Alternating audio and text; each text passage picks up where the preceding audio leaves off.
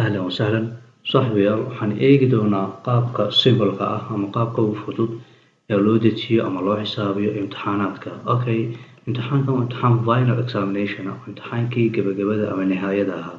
Imtixaanka waxaa lasoo dejinayaa bishan Agosto natiijadiisa. Okay, ardaydan waxay galeen maadooyin bay galeen, dhowr maaday galeen. Waxaan doonaynaa dhowrka maado inaan barano qaabka loo dejiyo ama qaabka loo xisaabiyo. Okay, ardayda magacyadoodii baa halka taala. Dhaatadan haddii aan akhriyo, ardayda magacyadoodii ayaa halka taala. 4 arday ayaa halka yaala. Maadooyinkii ay galeen oo kuwan waxay galeen 4 maaday galeen, maadada biology-ga, chemistry-ga, ICT-ga iyo business-ka. Waxaan doonaynaa in la xisaabiyo ardayda totalkooda, wadartooda, average-kooda, celceliskooda, result-igooda oo ah ardaygaasi inuu gudbay iyo inuu dhacay, iyo waxaa loo yaqaanaa grade-ka, darajada ardaygaas uu joogo. Ma A level buu helay, mise B level, C level, mise D level. Okay, very simple. Waxaan eegi doonaa qaabka ugu fudud ee loo xisaabiyo. Okay, inta badan waxaa jira iskuulo ama goobo waxbarasho isticmaala barnaamijkan Excel-ka. Okay, barnaamijkan Excel-ka waxaan fici doonaa iskuulada ama goobaha waxbarasho isticmaala barnaamijkan Excel-ka. Okay, waxaan eegi doonaa qaabka totalka loo dejiyo. Totalka si simple ah ayaan dejin doonaa.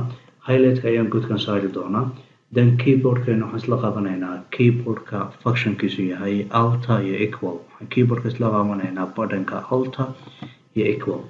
Okay, button-ka alt iyo equal haddii aan ku tuso meesha uu kaga yaalo keyboard-ka qayb very simple ah. Waxaad isla qabanaysaa button-ka alt iyo equal. Hal mar baa isla qabanaysaa alt iyo equal. Okay, alt iyo equal markaan isla qabano wuxuu soo saarayaa dhammaan si sax ah godadkaas wadartooda ama totalkooda. Markaad highlight-ka saarayso inaad si fiican iskaga hubtaa, inaad godadkaas oo dhan aad saartaa. Godka totalka ku dari maysid, laakiin godadka hoos oo dhan ayaad isku total garaynaysaa. Okay, waxaan eegi doonaa average-ka qaabka loo xisaabiyo. Average sidoo kale highlight-ka ayaan saari doonaa. Then waxaan leeyahay ardayga koowaad oo kale waxaan ku bilaabi doonaa equal baan ku bilaabayaa. Okay, calaamada equal baan ku bilaabayaa. Waxaan leeyahay ardayga wadartiisa oo loo qaybiyey inta maado uu galay. Inta maado uu galay 4 maado weeye. Waxaan u qaybin doonaa 4 maadaan u qaybin doonaa. Then si uu hal mar u dejiyo ardayda godadka oo dhan waxaan isla qabanaynaa button-ka control iyo button-ka enter. Okay, iyaguna waxay ku yaalaan keyboard-ka ku yaalaan. Waa button-ka control iyo button-ka enter. Okay, intaan markaan xisaabino waxaan xisaabinay ardayga celceliskiisii, average-kiisii. Ardaygaas wuxuu keenay 80%, kan 79%, kan 60%, kan 39%. Okay, waxaan go'aamin doonaa ardayga baasay iyo ardayga dhacay. Sidoo kale highlight-ka ayaan wada saari doonaa si aan hal mar shaqada u fududeyno. Waxaan ku bilaabi doonaa equal ama equal function. Dabeetana if baan qorayaa. Waxaan dabeetana furayaa bracket-ka. Bracket-ka waxaan ku furayaa marka keyboard-ka tab baan ku furayaa. Button-ka tab wuxuu ku yaalaa halkan ku yaalaa.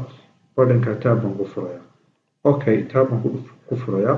Then waxaan leeyahay haddii ardayga average-kiisu uu ka weyn yahay, so calaamada ka weyn shift waxaan isla qabanayaa iyo button-ka ka weyn. So calaamada haddii ardayga uu shift baan qabanayaa iyo button-ka ka weyn, calaamada ka weyn. So greater than haddii ardaygu uu ka weyn yahay ama la eeg yahay, sidoo kale 50 oo kale.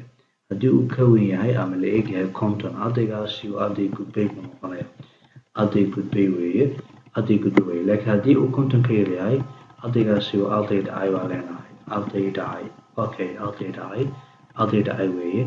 Dabeetana bracket-ka waxaan kaga soo xirayaa shift iyo 0. Okay, calaamadaha oo kale waxaad isla qabanaysaa shift iyo calaamadaha yar halkaas ay ku jiraan, calaamada yaraa. Okay, haddii bracket-ka aad xirayso waa shift iyo 0. Shift iyo 9 waa laga furaa, shift iyo 0 waa laga xiraa. Okay, dan waxaan leeyahay control anoo haya ayaan enter ku dhufanayaa si uu hal mar u dejiyo. Okay, ardayga koowaad marka uu baasay, so ardayga ugu sarreeya imtixaanka 180 buu keenay. Okay, ardayga kale ku xiga waa Faadumo, iyaduna way baastay 179. Okay, ardayga kale ku xigana waa isna 60% uu gudbay isna. Okay, ardayga dhacay isna wuxuu noqonayaa ardayga loo yaqaan Saadiya. Okay, ardayda way dhacday, imtixaanka way fail garowday. Okay, waxaan soo saaraynaa ardayda tan grades-kooda, darajada imtixaanka ay heleen. Okay, hal mar baa highlight-ka saa u saaraynaa, equal baa leenahay. Dabeetana if baa odhanaynaa, dabeetana tab baa leenahay, saan open bracket, saan bracket-ka u furno. Waxaan leenahay haddii ardayga celceliskiisu uu ka weynaado, shift waxaan kasoo gelinaynaa calaamadii ka weyn ama uu leekaado saan oo kale sideetan oo kale ardayga hadduu u leekaado ama ka weynaado hakad baa leenahay deetana shift iyo columnka calaamadda yartaa waxaa leenahay ardaygaasi A grade buu helayaa so A grade buu helayaa okay waxaan soo celinaynaa intaasaan soo celcelinaynaa marka qaacidadan very simple weeye intaasaan soo celcelinaynaa calaamadahana waa iska hubinaysaa okay deetana waxaan leenahay si aan A baan soo saarnay B aan soo saarnay if baan leenahay deetana open bracket waxaan leenahay h3 marka h3 calaamadda aan iska qoranaynaa waan ku dhufanaynaa maadaama godkaasi uu yahay statementku h3 uu yahay halkaana h buu ka haystaa halkaana 3 buu ka haystaa okay dan waxaan leenahay haddii uu leekaado ama uu ka weynaado saan oo kale 70 buu leekaaday ama ka weynaaday saan oo kale waxaan leenahay hakad ardaygaasi wuxuu helayaa ama xaq u leeyahay darajada B inuu ka helo okay hakad if baan leenahay marka intii baan soo celinaynaa okay calaamadaha si fiican iskaga hubi okay open bracketkan furaynaa tab baan ku furaynaa waanagii inoo sheegnay h3 baan caadi u qorayaa ama click baan siin karaa caadi weeye deetana hakad baan leeyahay okay hakad baan leeyahay ardaygaas okay hakad oran maayo equal waxaan leeyahay haddii uu leekaado ama uu ka weynaado sidaan oo kale 70 baan joogay 60 hadduu leekaado hakad ardaygaas wuxuu noqonayaa arday C keena wixii marka 60 ka yar hakad baa leenahay wixii 60 ka yar D baan siinaynaa oo ardayda fail garowday waxaan xidhaynaa inta barakada inoo furan 3 barakad baa inoo furan waa xidhanaa marka shift iyo waxaan ku xidhaynaa 0 1 iyo 2 iyo 3 okay deetana waxaan leeyahay control anaa haya enter lahaya okay calaamadaha iska hubi very simple haddii calaamadu ay kaa khaldamaan kuma shaqeynaysa qaacidada calaamadihii marka waa kuwa halkaa yaala